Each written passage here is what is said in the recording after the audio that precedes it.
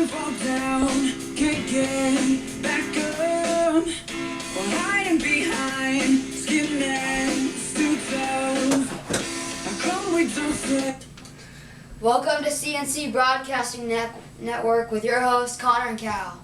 Today we'll be discussing the Oregon State Beavers basketball and the Portland Trail Blazers. So let's start off with Oregon State basketball. Yesterday, they played at Gill Coliseum, and the Beavers won by 4, 55-59.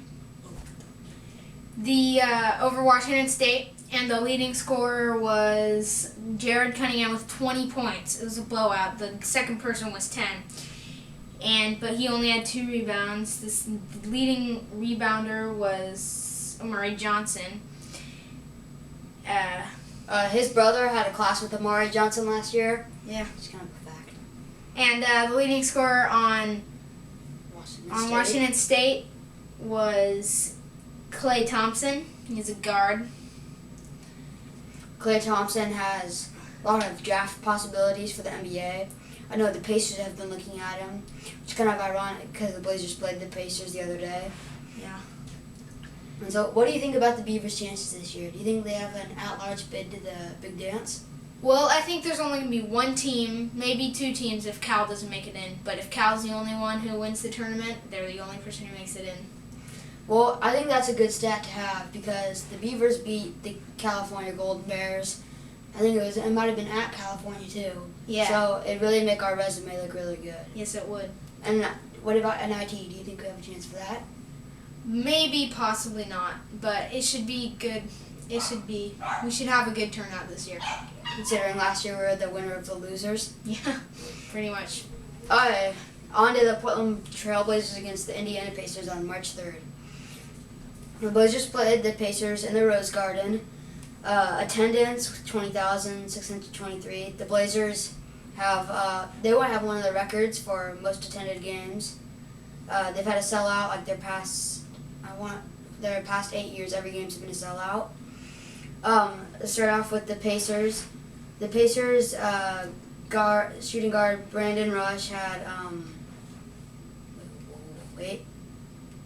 he had 5 points.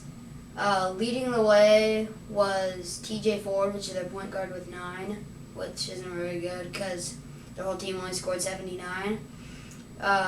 For the Blazers, it looks like Brandon Roy led the way with 22. Which is pretty good for coming off his injury. Yeah, Rudy had 16.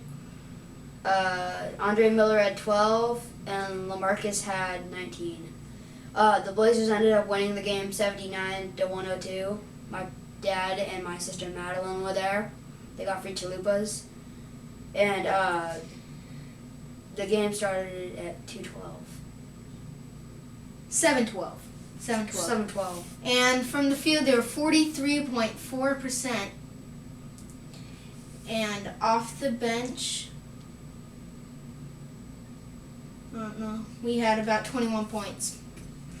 Now on to a little lower level. Yesterday in CYO sports, the St. Matthew Vikings lost to the Portland Christian Royals. The game was ripped. We got some video footage of some nice shots I had. We'll show it to you after this season. After this talk. And the St. Matthew's 8th grade girls won against Cathedral. I heard it was a pretty big blowout. Yeah. And the St. Matthew 7th grade boys game, Tal Will led the way with 8 points. I'm just kidding. I think Justin led the way. I think David Smith led the way with probably about 15 points. Solid game for him.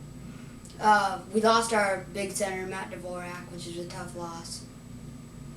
So that concludes this episode of CNC Broadcasting Network. Join us next week at 4 o'clock. Well, it's on YouTube, so you can check it whenever time you want. So, all right. You know it. So long. Bye.